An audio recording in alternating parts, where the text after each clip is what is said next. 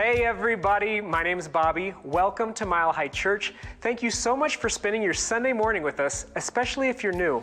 Our vision, Oneness Revealed, a world of love, peace, and abundance for all.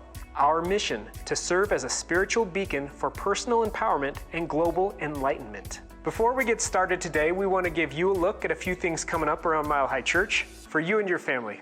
Spring Flowers for Summer Lunches is today and next Sunday. Support local Title I elementary schools by purchasing beautiful plants. All proceeds go toward providing nutritious lunches for children during the summer. So let's make a difference together. And join us for our Easter Sunday service led by Josh Reeves for an inspiring exploration of Christ's journey. And the incomparable Hazel Miller will be with us. I want to invite you to join us on Good Friday, which is April 18th, for an amazing Good Friday service that we do every year.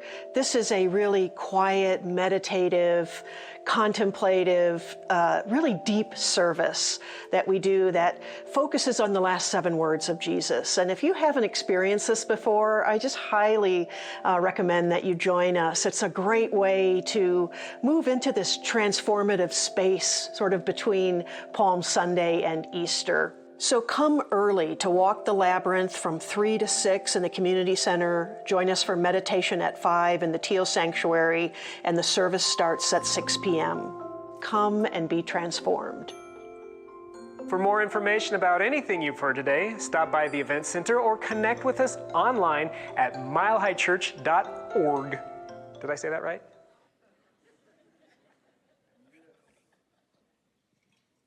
Good morning, Mile High. Cody Qualls, everybody. Cody. It's good to be here. It's good to be in community with you all. It's good to be together, better together. All together in light. I thought about my life today.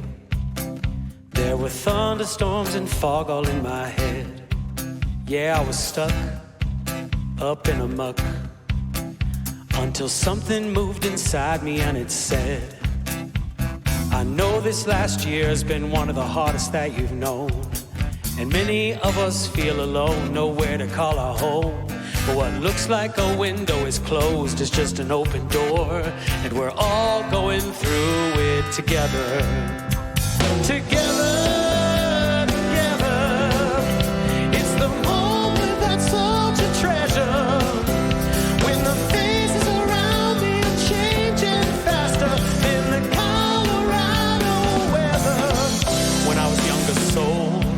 With younger goals, I was strong and bold and full of destiny. In a different time, in a different world, self-worth completely wrapped up in my individuality. But through the tug of war, discovered we're tethered, and we're all going through it together. It's the moment that's such a treasure.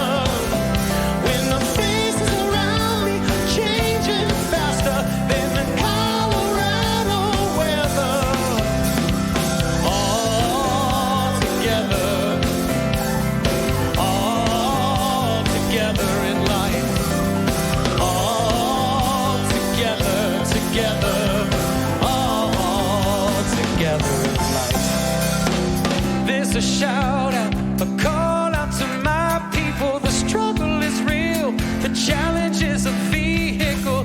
There's a shout out, not just a few, but all people. The struggle is real, the challenge is the vehicle.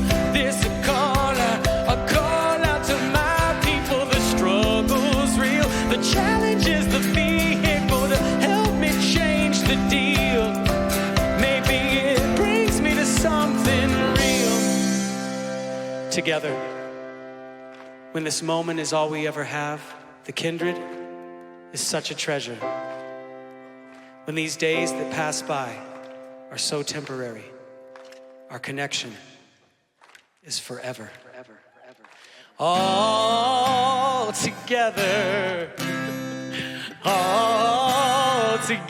in life. All together all together in light. All together in light. All together, together, all together in life. All together. It's easy, you can sing along. All together in life. I wrote it that way. All together, together. All together in light. All together, together. All together in life. All together, together in light.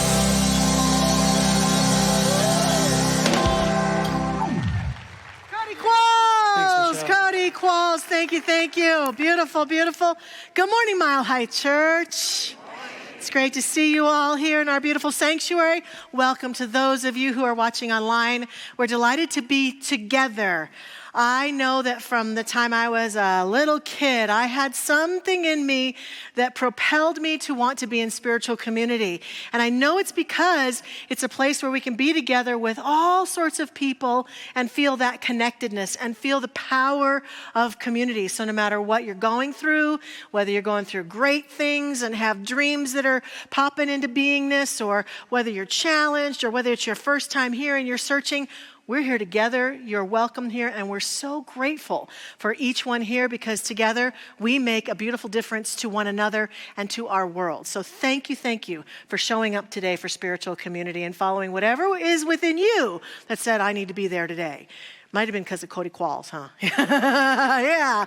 And I want to acknowledge that we have a beautiful vision and mission here at Mile High Church. We love to say them aloud together. So please join me first for our vision, Oneness Revealed, a world of love, peace, and abundance for all. And our mission, to serve as a spiritual beacon for personal empowerment and global enlightenment. So good to remember why we're here, our vision and mission. And now we're going to step into some spiritual practice. But before we do, I do want to wish a very happy birthday to someone we all know and love, Dr. Roger Teal. Happy birthday. Yes. And also Stephanie Willingham. Isn't it your birthday today too? Happy birthday. Anybody else whose birthday today? No, just welcome a special guest to sing Surely the Presence. Oh my goodness. That's right. Oh.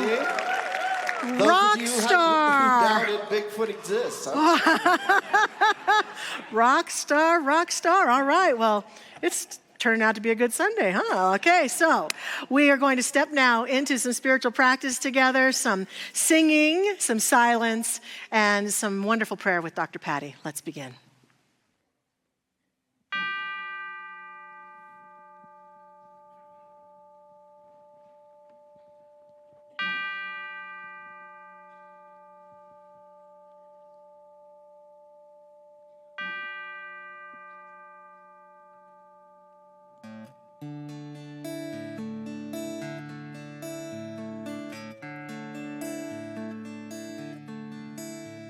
Surely the presence of God is in this place.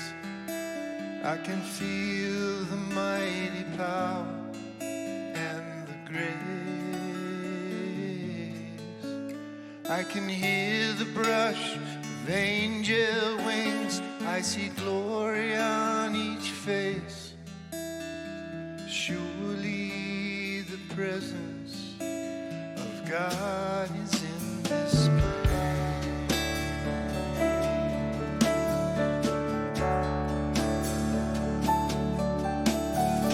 Surely the presence of God is in this place. I can feel the mighty power and the grace. I can hear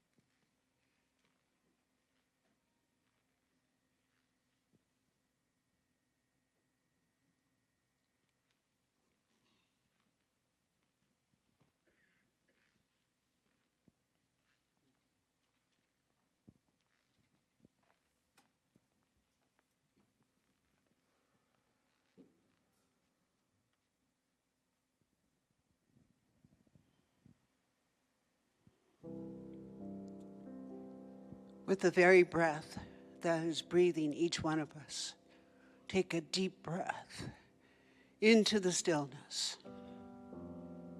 into that stillness that beholds that living essence of the divine. Just recognizing that there's nowhere where God is not. Oh, and how God is called by 101 names. But in this moment, I call it your name and my name. For the very life of God is ever so present at the very center of who we are. For the very heart of who we are. I give thanks for our physical heart and every beat. But I give thanks for that celestial, spiritual heart that exists forever within us. And many times I don't always understand the working of technology that keeps us all together in communication. And I don't always understand the very essence of God. But I know it is a love and it's an intelligence. And I know these spoken words that God is, therefore I am, is a living truth. Breathe that in. For I recognize that upon the very palm of your hand is written your name. And if you choose to, just placing your hand upon your heart right now, your physical heart, as I recognize that we have stepped into a circle, a beautiful circle of light. And at the very center of this circle is a flame that has never gone out. Perhaps we could say that that is love itself. Love is a fire, it's a flame, it's an essence. And so I ask this morning if there's been any contemplation of fear or lack of hope or sense of distrust, lack, whatever that perhaps was or is. Take it to the flame, step into that flame, give it to the fire at the very center of the circle called life. For it has a way of transforming it into love. For I recognize that love always wins. So allow that to be your voice in this moment. Allow it to penetrate through all that is done and said. And I give thanks for this. And I bless Dr. Michelle today in her incredible message. I bless the music, every aspect of this service, and know that you are of this service and you are blessed. So just giving thanks that we can gather in a sanctuary such as this, the sanctuary which is online. Oh, I give thanks. And with gratitude and grace, we let go to that law itself. A law, it's a pattern. It's a pattern that I believe, you believe, and it is done unto us as we believe, now and forevermore. And so it is. Amen.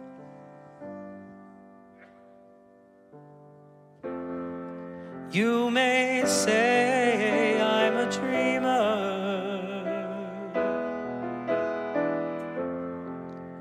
but I'm not the only one.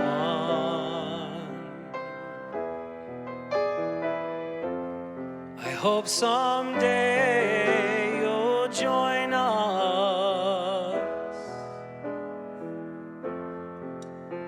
and the world will live as one.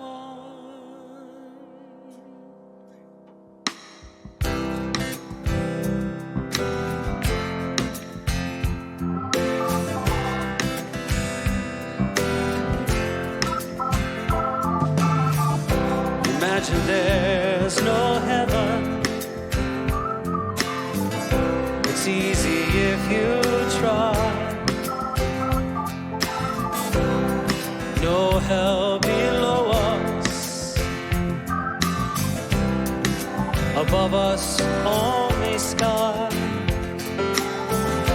Imagine all the people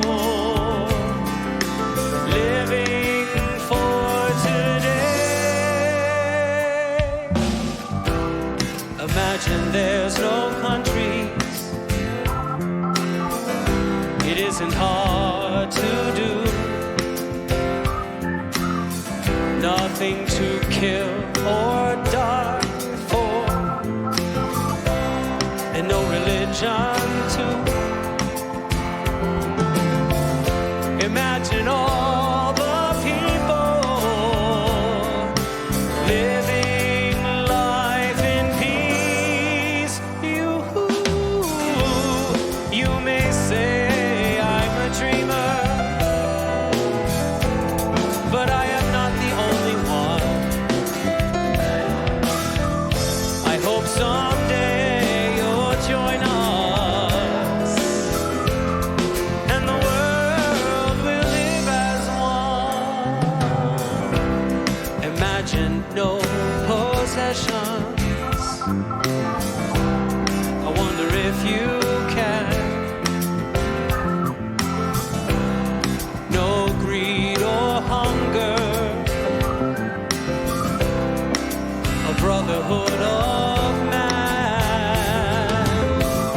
Imagine all the people sharing all the world. You may say I'm a dreamer, but I am not the only one. I hope someday you'll join us, and the world will live as one. I hope someday you'll join us, and the world will live as one.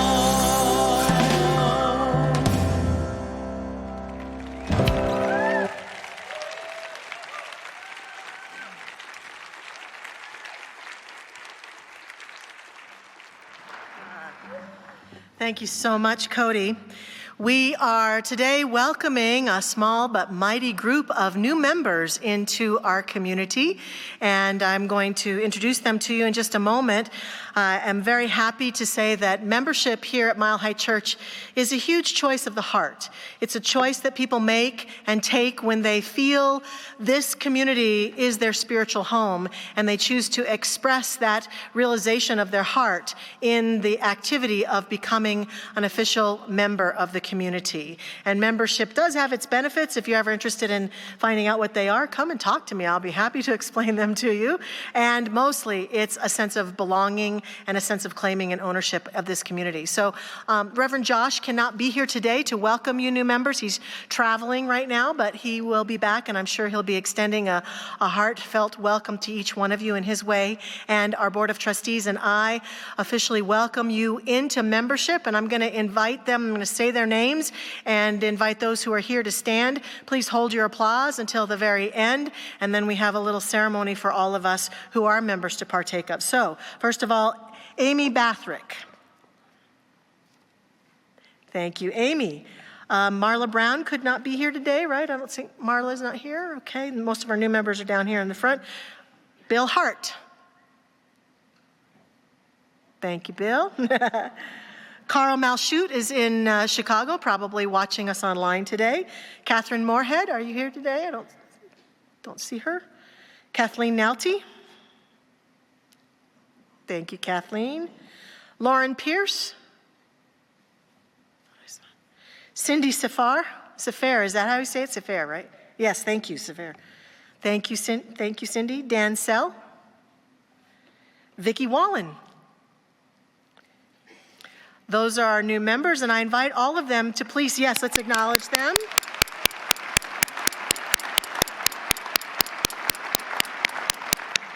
And I invite all of our new members to now stand together, and I ask you all, do you consciously choose membership at Mile High Church with all the rights, privileges, and commitments it asks of you? And if you are a member, anyone here present is a member of Mile High Church, I invite you to stand with our new members now. And members, in gratitude for the light of each one, do you joyfully welcome these new members into membership at Mile High Church? If so, please say, I do. I do. Welcome, new members.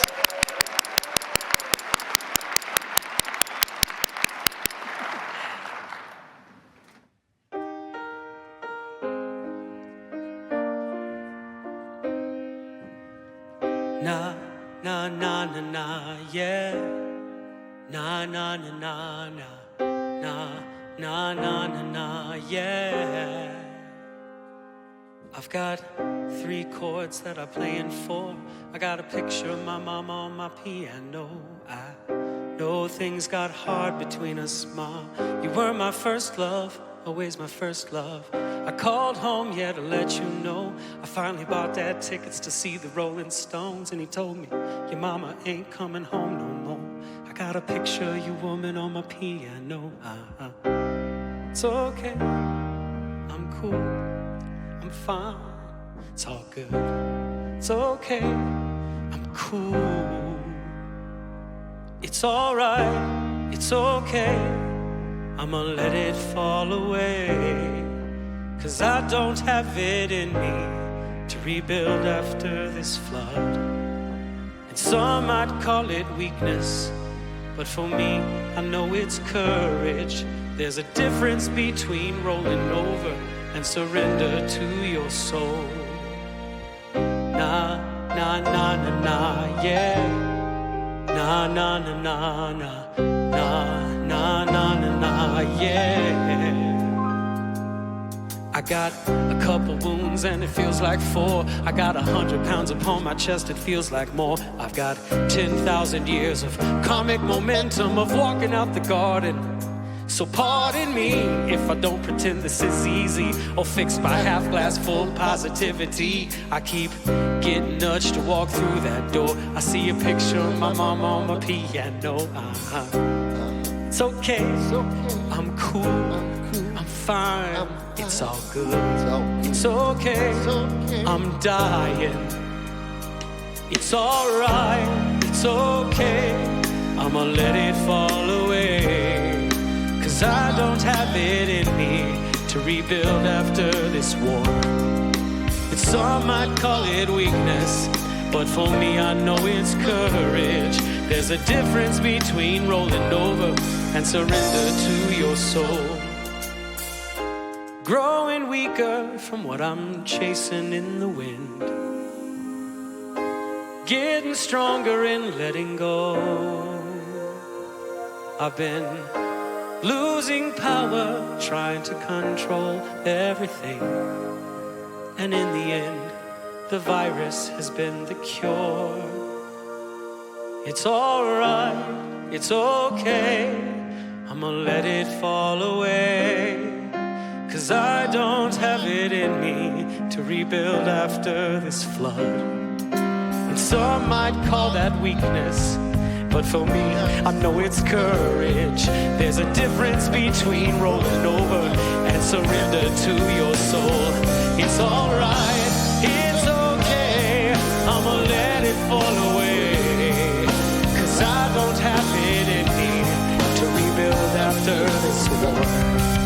And some might call it weakness, but for me, I know it's courage. There's a difference between rolling over and surrender to your soul. Na, na, na, na, na, yeah. Na, na, na, na, na. Na, na, na, na, na, yeah.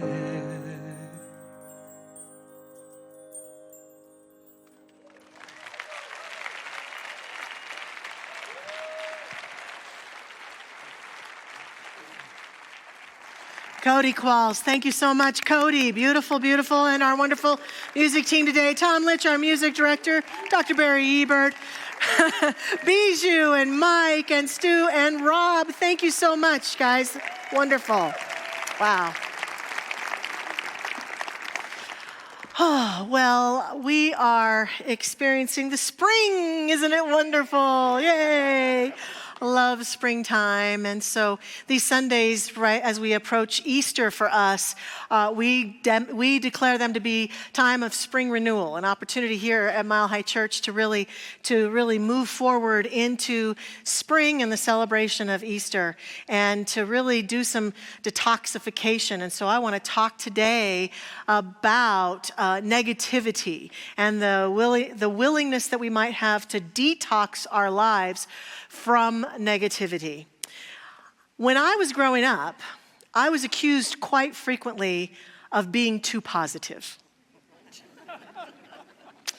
Always being too optimistic, always seeing the bright side of things, always seeing the possibilities, always being encouraging. And I was really confused as to why people would criticize me for that. And then as I grew older and came here to Mile High Church and started to do some of my own personal growth work, I realized that there was some negativity that I had never allowed myself to see, that what I was doing was somewhat ineffective, and it is what they call today somewhat toxic positivity, that I was ignoring the negative side of life for the positive, that I always wanted to look at the positive, I always wanted to look at the good, and I wanted to ignore the negative. And there is some good in that, and some would say that might be what we teach here. However, when the negativity in our heart, in our consciousness, in our life is so profound that it's become toxic, what I think we don't realize, and what I didn't realize, is it's running the show. In terms of consciousness and the creation of new life and new possibilities, this would be like taking flowers and putting all sorts of rich, good stuff in the soil for them to grow, and then pouring rotten things that are going to make them die. And so in the soil of my life was this richness of this wonderful skill of seeing the good, but this also kind of negative trait of pushing away the bad as quickly as I could and ignoring the bad and not wanting to look at the negativity. That doesn't serve us. And I think we sometimes have a misunderstanding of our teaching with regards to this. And because of that, we don't deal with our toxic negativity. And so it continues to have its way in our life, or we don't even know how to deal with toxic negativity. And I'm calling this detox because to some extent it makes sense to fast from it, to turn away from it. But at the same time, it's important for us to understand what the power that negativity, or that which we sometimes label negativity, can play in our lives. So for example, around here in this environment, if we're talking about moving forward in our life and being willing to say, hey, I took these steps forward and they just didn't work very well. It didn't go the way I hoped it might go. Sometimes I hear people go, don't be so negative. Stop being so negative. That's not being negative. That is acknowledging, hey, that didn't go very well. I didn't really feel that great about it. I wish I would have done that. I wish we would have gone that way instead of that way. And it's just an evaluation of myself or something in my world. What is toxic negativity is, you're horrible. You don't know what you're doing. What do you think's going on? You're so stupid. I can't believe you chose to do that. That's toxic negativity right there. Anybody else have that voice in their head sometimes? I'm going to talk a little bit about that. So we have to find our way to balance. It's not ever that looking at things that didn't go well or aren't going so well or talking about them is a bad thing. It's how we're doing it. And to the extent that we're having these really strong negative feelings about ourselves or our lives or our bodies or our money or our work or our partners or our kids or our world or whatever it may be, to the extent that we continue to feed that really toxic negative energy, we're stuck. Even if there's some other part of us going, it's all good, everything's going to work out just fine. No, it's not, it's horrible. And we're going back and forth. The balance is here in the middle someplace. Yeah, some things aren't working so great. I'm not sure I really like how that's going. I think I need to do something different here. That's not being negative. That's taking a look at things and making some choices about them. And so I'm talking today about the toxic negativity and the practice of possibly detoxing from it, which does require not an ignoring of it, but it might, in the first step of dealing with that negativity, require a choice to fast from it, to stop giving our energy over to it so profoundly. In many ways, toxic negativity in our lives consumes us. We don't consume it, it consumes us. And then we feel stuck and we don't know how to get out of it. And so we have to move forward. And just like anything else, when we detox from it, it can feel really uncomfortable at first.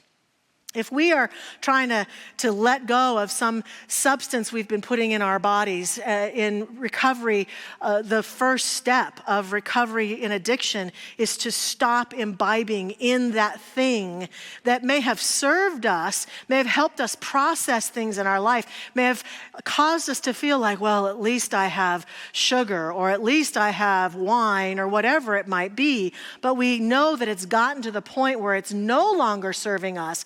And we have to stop imbibing in it. And what happens is that because the body is used to it and has been getting its fixes of it and has been allowing it to be serviced in the body goes, wait a minute now, what's going on? And detox occurs.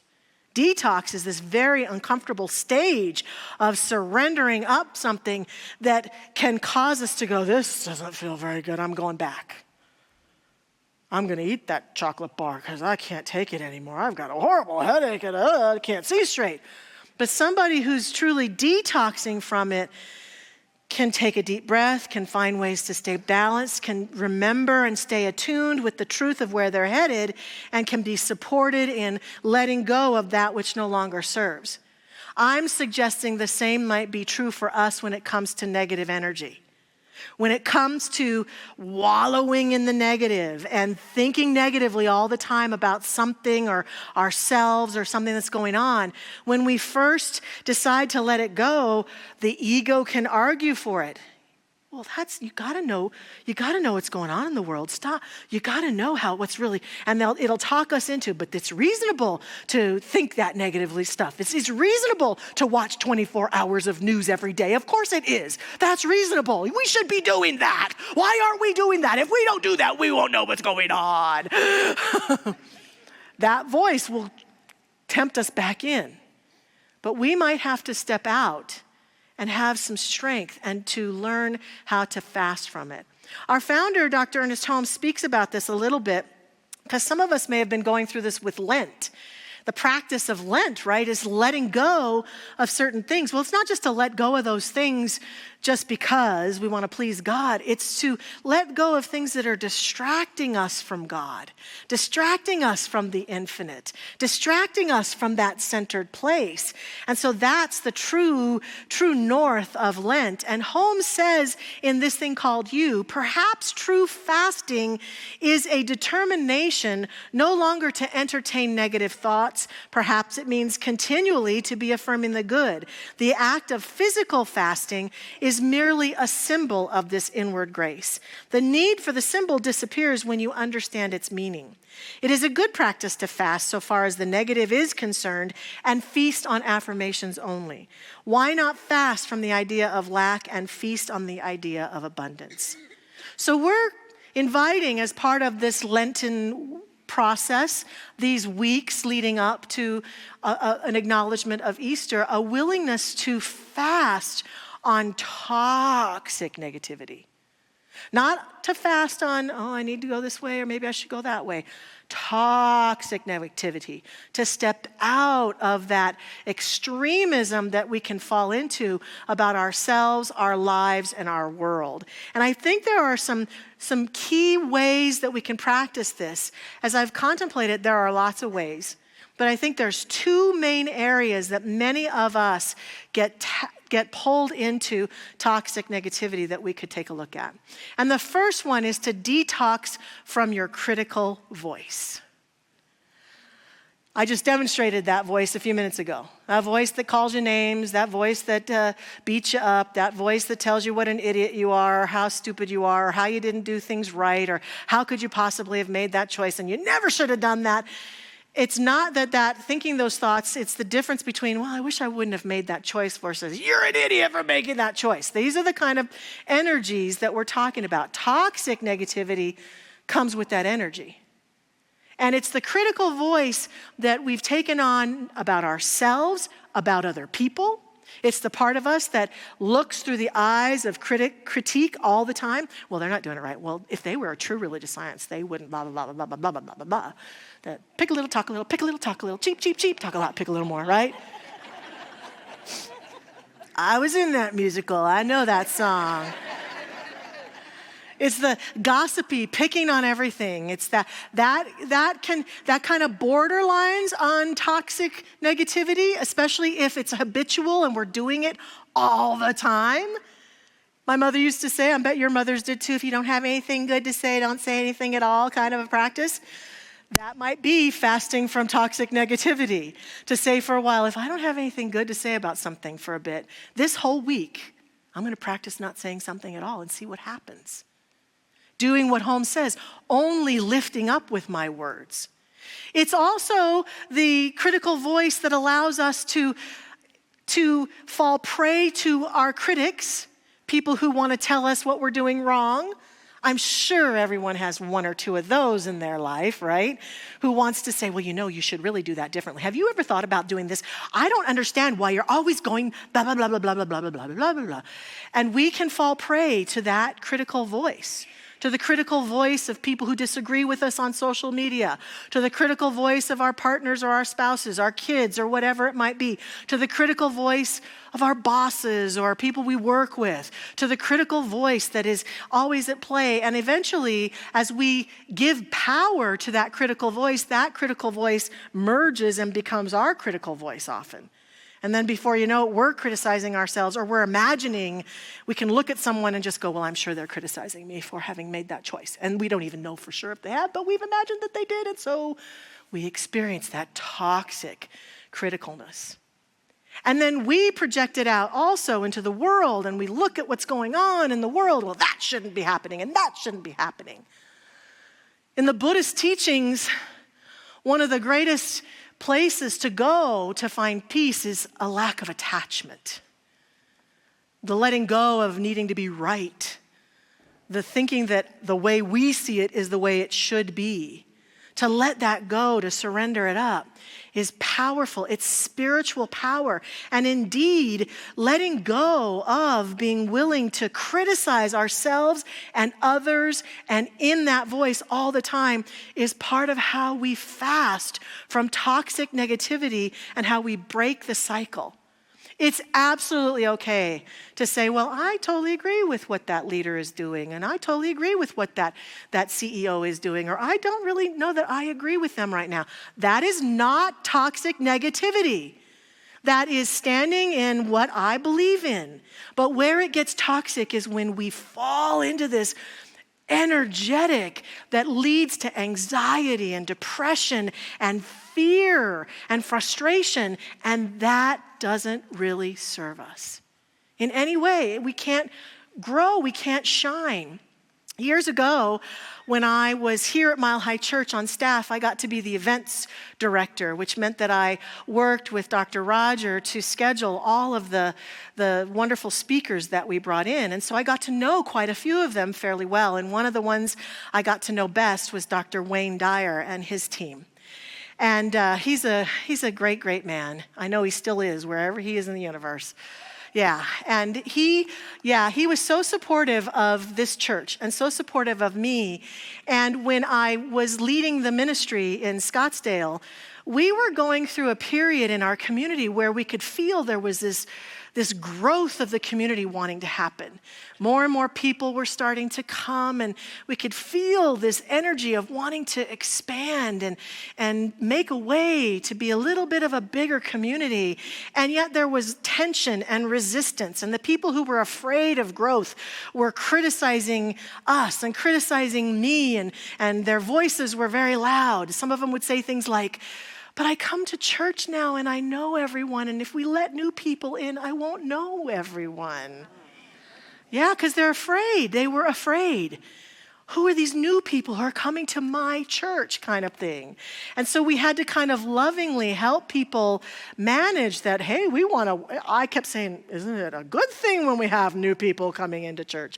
And so then they were kind of criticizing me and my ego, wanting a big church kind of thing. And as I hear sometimes, Michelle Medrano is too much. yes, I am. Yes, I am. I can be. Too loud, too fast, too much. That's me. Did you get that, Melissa? Good, yeah. And so I invited Dr. Dyer to come and do an event with us. And to do this event the way we needed to do it, we had to rent a bigger facility, we had to expand our marketing, and it was really scary for the community because it meant instead of a Sunday service with a few hundred people, we were going to be having an event with about 1,000 people. And that our community was going to be exposed to them and it might be growth. And it was so uncomfortable. And so the day that Dr. Dyer came, to do the event, we also, at his agreement, had booked him for all these appearances on television and radio, all through Phoenix. And so here I am in my little mom van driving Dr. Wayne Dyer around Phoenix. And of course, we're chatting in between his appearances, and he's asking me, how is it going and how's it working? I'm telling him, people are being so critical and they're so scared and they're so anxious about the life of our church. And I remember at one moment he turned and he looked me in the eyes and he said, you know what I have finally learned, Michelle? That you cannot live a big, glorious life without people needing to criticize it. He said, I know you want to live a big life. You want to shine and you want to serve people on this planet. You're going to have to just withstand it and be compassionate and understand that it's the voice. When we are in that critical place, it's the voice of our fear that doesn't understand the possibilities of what we can do together. Just let it roll, be with it. And that changed my life. And indeed, his appearance there changed our community because in every show he went on, and he even did a PBS special that day and stood up and said, New Vision Center in Scottsdale, you gotta go. And the services went, and it was a big, huge step in our growth as a community. And we weathered it with love and support. No more, it was like the toxic negativity just kind of disappeared as people enjoyed the pride of our spiritual community and embraced the new people who were coming in with warmth and love, and that changed everything for us. It continues to change things for me when I look around and I watch as we criticize each other. I take a deep breath. If I'm criticized or our church is or any of my colleagues, I just take it in and take the information in and allow myself to be with it and allow myself to understand that when people are afraid, sometimes we act out.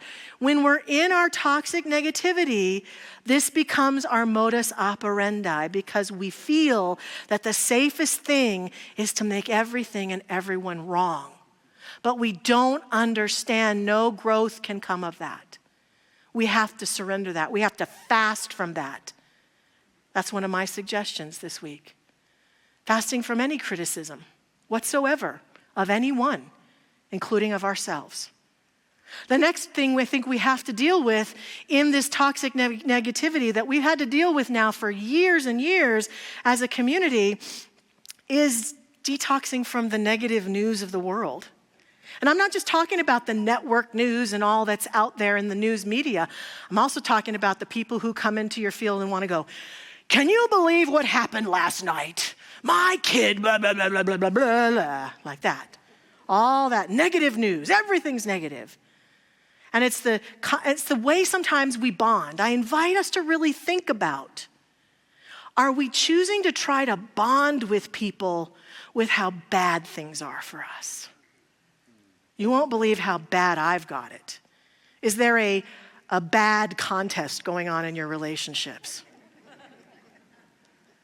And could we switch that around for a while and fast from that and invite ourselves to say, let's have a contest to see how good it can be. Tell me something wonderful that happened for you today.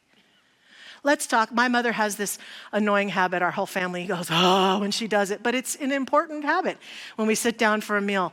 Tell me your win for today. And all the kids go, oh, Nana. But it's a good habit. It's a joyful habit. Little things like this that can make a huge difference. And I understand the dance of especially the network news and what's going on in the world. that desire I want to stay informed. I want to know what's happening. I want to get my thoughts straight about it. I want to know what's mine to do around it. And then the part of me that sometimes feels like it's too much. It's too much. I have to fast from the news. I got to step away from it. I tend to believe, for me as a spiritual leader, when I'm centered and when I'm clear, I want to watch. I want to know so that I can be a prayerful support, presence to what's happening to the world and in our country and for the fellow human beings I share this world with. And so I tend to watch just a little bit, but I don't watch a lot. And when I feel any kind of weakness or anxiety developing in me, I will stop and take a break from it all so that I can get centered. And I choose to only consume it when I can be centered.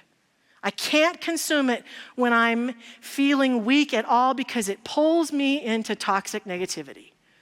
And then I walk around in my days going,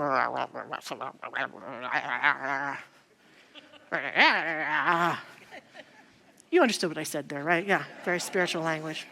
It's important for us, and it's important for us to find that balance of accepting what is so and being a person of increase about the good that we seek to have in the world. Accepting what is so and being a person of increase. Tiny Buddha, it's this meme that I read, says, life gets easier when you stop fighting it. The rain will fall, whether you complain or not. Traffic will exist, whether you stress or not. People will act how they want, whether you worry or not. Focus on what you can change, let go of what you can't. And part of the toxic energy of the negativity of the news is worry, isn't it? And I've been reminded a lot and have said this to myself a lot of a movie that Ken and I watched called Bridge of Spies. It's a historical drama about an incident that occurred in the 1960s where a gentleman named Abel, his name was Rudolph Abel, was arrested by the CIA for being a Russian spy here on American soil. He was put in jail, and Tom Hanks plays James Donovan, the attorney, who is assigned to defend him in court, as our American system would have us do. Well, Donovan was vilified by the public for this because we were very anti-communist, anti-Russia at that time, and he and his family were treated poorly because we were giving this potential Russian spy American justice. At the same time, what was going on is that our military was sending flights over Russia to spy on them. And one of our officers had an incident with his plane, and he bailed on the plane, and he was captured by the Russians. And this brought forth a whole could we swap prisoner kind of a story. Well, in the story, here's the part that really rings true to me, is that Donovan would often sit down with Abel as he was working to defend him in the American justice system. And he would say something to the effect to Abel about, if you don't do this, aren't you worried that this is going to happen? And aren't you worried that the Russians aren't you worried that people are going to do this? And Abel's response was always, he'd take a breath and he'd go, would it help? And then Donovan would go, and then he'd say, well, shouldn't you be worried that if you don't do this, that the Russian people are going to think this? And then Abel would go, well, would it help? And he said it many times through this movie. And boy, did it resonate with me. And it resonates with me right now. As I fall into my toxic worry about the world or my kids or my life or something in my life, I often hear, and it actually is the actor, Mark Rylance, his little voice saying, would it help? And I ask us today, does it help? Is our toxic worry about things in our life, is it really helping? Science of Mind, Ernest Holmes would say no. Holmes says worry is misplaced faith. Toxic negativity, worry, it's a spiritual mind treatment. Here is the purpose of this treatment. Oh, universe, may I please have some more of this? So fasting from it removes us from that energy for a minute where we get to say, worrying all the time, does it help? No, what does help? What does help? What does help in my life is courageous conversations. What does help is going out and being with people that I feel connected to. What does help is for me to talk about the things that I'm worried about and discuss issues about life and health and well-being and the world. What does help is what I need to go for. What does help is prayer treatment. In fact, I want to end here with some things that I think could really help us break the cycle. Once we've made the decision to fast from the toxic negativity and manage and accept that we're going to go into detox. We're going to have times when we do it where this is like, oh, I really want to worry about that. I really do, but I'm not going to do it. And we step out of it. So here are some things that we can do, because here's something important that Thich Nhat Hanh, the beautiful monk, said. An entire sea of water can't sink a ship unless it gets inside the ship. Similarly, the negativity of the world can't put you down unless you allow it to get inside you. Right? So we have to find practices that allow us to step out of that negativity. So some of it is cognitive disruption. It's disrupting those thoughts that come up to recognize and own and say, yeah, I've got a little toxic negativity going on and I'm choosing to step out of it. And the minute I start to step into it, to have some cognitive disruption. Some people suggest, say, giving that voice a silly name. Like I saw somebody say that they named their voice Brenda the Doomsayer. Oh, that's Brenda the Doomsayer. I hear you, Brenda. Back in the toxic negativity camp. I gotcha. I hear you. And I'm going to choose today to see the possibilities. I'm going to choose to stay in balance. I'm going to choose today something else. Or if you're really trying to stop a negative pattern that won't leave you alone, some people suggest to start singing a really irritating jingle in your head. I'm not singing any of them because they'll get stuck in the rest of my day in my head. But yeah, you know what they are, right? Yeah, you probably have some. And I think one thing that's helped me a lot is when I am choosing to fast or detox, when that negative thought does break the barrier and has its way with me, I let it and I say, okay, you got me. I was really worried right there, but now I get to sit and write 10 things that are going well. For every negative thought, I get to write 10 things. That's kind of what Holmes was talking about in the beginning. It's allowing ourselves to fast from the negative and embrace not the toxic positivity, not like it's all horrible or it's going to be fine. Well, maybe there are people who will help me get through this. So, I probably could talk to so-and-so. I bet they have some experience with this. I know that there's help there for me, that sort of thing. And to focus on the divine. I was talking with a class the other day about how the great author Emmett Fox says, whenever you are tempted to think about a problem, allow yourself to turn your attention to God. Oh, there's a problem. I know that God, the infinite presence, is bigger and grander and is activated through me and in me and as me to face this challenge. Turn it that way into spirit. Turn our attention to spirit. And lastly, taking those things into meditation. Powerful, powerful. I close with a quote from Catherine Dunham, a dancer and choreographer, who says, "Go within every day and find the inner strength so that the world will not blow your candle out." We need your candle. We need the candle, the light of every person to walk through the individual and collective challenges we may be facing. And it does no good to let the world blow our candle out. And so we get to choose to do that by detoxing from negativity. Let's do that now. And let's pray together now. I invite our prayer practitioners to stand with me as I speak this prayer and recognize that they are available down front every week to help all of us to continue this process of detoxification through claiming powerful, powerful ideas for ourselves. So feel free to come forward at the end of the service to be prayed for. Here now, we step into that space where we recognize that infinite power and presence that God is. Right here in this moment is the very essence, is the very light and life that serves and supports us. That is the very, very love that guides our steps in our journey. And as we step forward into this space, I accept and affirm that that light and that love is everywhere. Therefore, it is right here in me and as I speak this word, and in and through and as every person who hears that word. And we collectively walk forward from this place and this morning, choosing to be a balanced space of love and light, meeting the challenges in our life and the challenges of our day and the challenges of our time with love and joy and peace and wholeness, being the light that God is in the world. I accept and affirm that we do this, and we are brought forward with creativity and love to do this and to experience a greater sense of wholeness and light here, now, and every day. And I give thanks for this, joyous thanks that this is our truth, as I release this word and let it go and let it be. And so it is.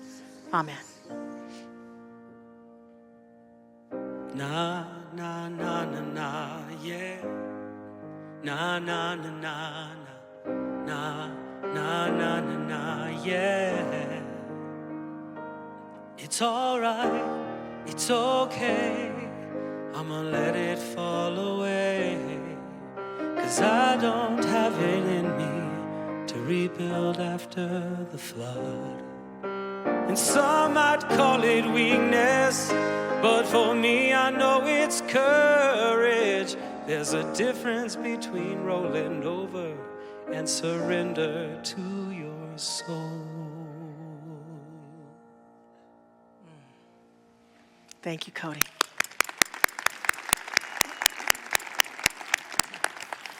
I think it's always a good thing when we are invited to give and to share something. And so we're inviting you to give and to share something with Mile High Church this morning. If financial giving works for you, then we, of course, make a way for that. All these ways that are online, text to give, and giving as the baskets go by. And we welcome all that and are so grateful for the gifts that are given. And we also invite everyone here to give love into this room, to give abundance and prayers of good to every person in this place, to give and to circulate. For that's what we do when we are abundant beings, and I know that's who we are. So as we do this, please say the affirmation with me. Divine love as me blesses and multiplies all that I am, all that I have, and all that I circulate. And so it is. I am so blessed. I am so blessed. I am so grateful for all that I have. I am so blessed. I am so blessed. I am so grateful. I am so blessed. I am so blessed. I am so blessed. I am so grateful. I am so blessed. So I wanted to just take a moment and first of all welcome the new members. Thank you for growing this church. My wife and I joined back in, I believe, 2001. And I started singing here in 2002 in April, so that's 23 years ago. I came on to staff 20 years ago. And looking back, I'm so proud of so many of the things that we accomplished together. The band and many of the soloists and staff members. Barry Ebert, actually, it was so great to have you come up and sing because Barry and Jennifer and I were a writing team, and we wrote some of the craziest, zaniest things. We put on musicals, we put on Family Christmas as the Dinglings. Something's never changed. Yeah. And I just want to say how grateful I am to Mile High Church for giving me a place to utilize my talents and use my gifts, and all good things come to an end, and I will be stepping down on Easter, and that'll be my last day as music director. And I figured rather than letting the rumor mill go crazy, I'm not building a house in Arizona, I'm not retiring, I'm not doing any of those things. For me, it's always been part of my career to look at how is this feeling to me? Is this still mine to do? This is not mine to do anymore. Now this is someone else's to do. I will step aside and let that energy rush in. As Mile High is experiencing this growth right now, I want the right person to be here with the right enthusiasm, because I was the right person for a long time. And I'm very, very grateful. The good news, I hope, is I will be singing the Sunday after Easter and the Sunday after that, and as many Sundays as they want to throw at me. This is my church. So when I'm not singing, I'm going to be there, and I am proud to be a congregant of Mile High Church. So for me, my life will just grow. Thank you for this opportunity. Thank you so much.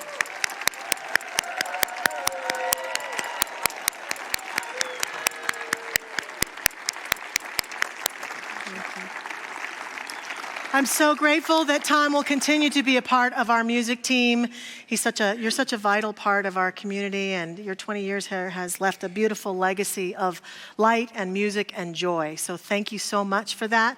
And I know we'll have your help and other help from Rob and Laura Berman and other people until we find our next music director, and we can't thank you enough for your wonderful service to our community. You're welcome.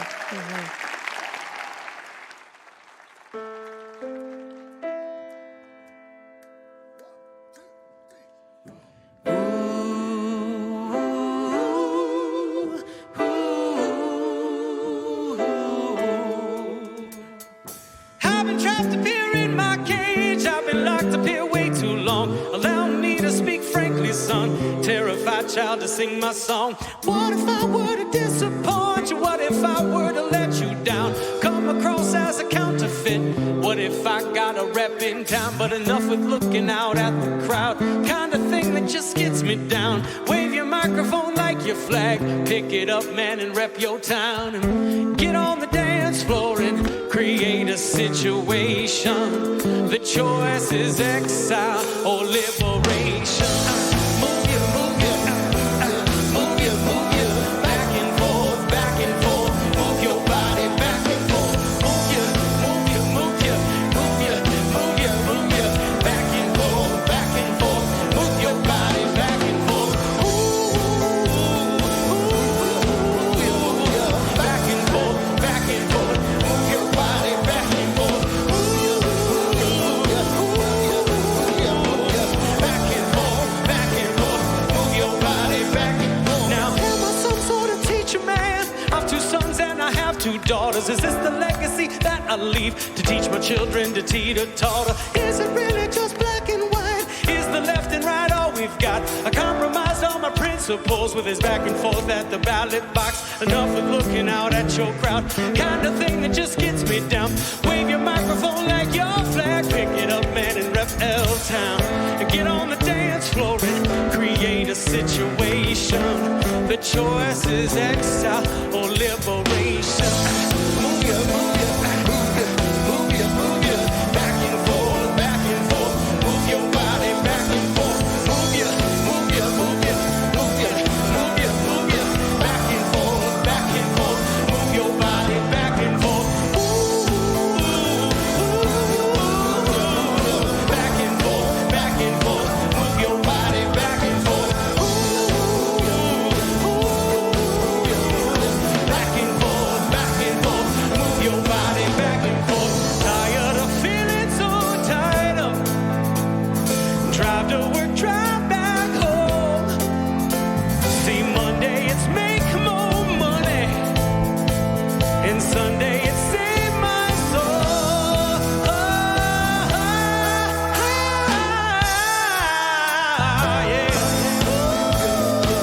Yeah.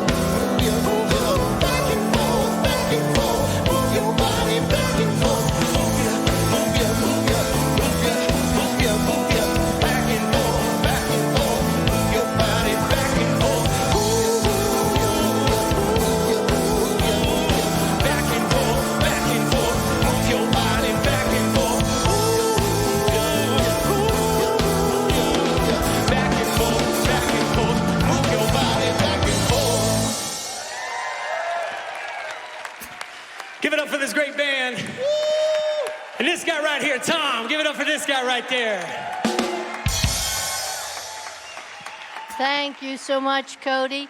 And if any of you want to get some of Cody's music, you can go to his website, codyqualls.com. You can download any music you like, so take advantage of that. I am announcing I'll be in the Welcome Center today, so any of you that are new, please come by. We have in this bag lots of information about Mile High Church, and better than that, we have discount coupons, and we also have a free book from the bookstore, so please grab a bag right in the center of our lobby. And now I have the privilege of introducing Caden Grush. I have known Caden since he was probably in the CEC, and I really appreciate you, Caden, to come here and talk to us about something going on with our young people. Yeah. So I just wanted to spread awareness about a new class that I just took, and one that we're according to our youth group. So it's called Beyond the Limits, and it helped me so much with just affirmations, treatments. We wrote, about 4 treatments. We wrote a personal statement. So it was just really, it's helped me with, all the things that were going on in my life, and thank you, yeah.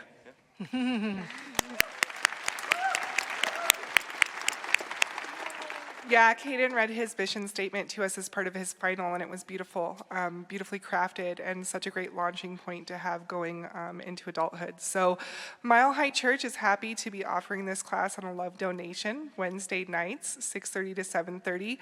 Classes started last week, but it's still time to get in.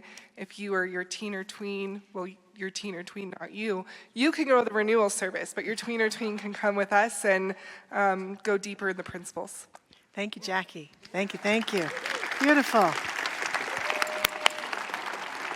Yay. And we also... Hello. Nathan was messing with me a little. So I also want to just mention to you, we are selling the flowers out at the event center. So if you want to pick up a flower, you're not going to pick it up today. You're going to pick it up at Easter. See our people. If you don't want to be in a line or anything, then please go online. You can also buy the plant or make a donation. And I just want to remind us that May 30th, April 30th. Excuse me. Golly. April 30th, May 1st. Dr. Alan Warfeld, who is a master at understanding grief work. I've studied with him for many, many years, and it's a gift having him come to Mile High Church. And he will help us understand how we can companion ourselves, how we can companion others walking through grief. Grief is emotional pain. I think we all have experienced it on some level. So it's very affordable. Table out in the lobby. Please sign up. Tell your friends. Thank you. Let's all stand for the benediction and peace song. Please say after me, something wonderful is happening through me right now. It is this thing called life. Life is what I am. Joy is how I live. I am so blessed. Thank you, life. And so it is.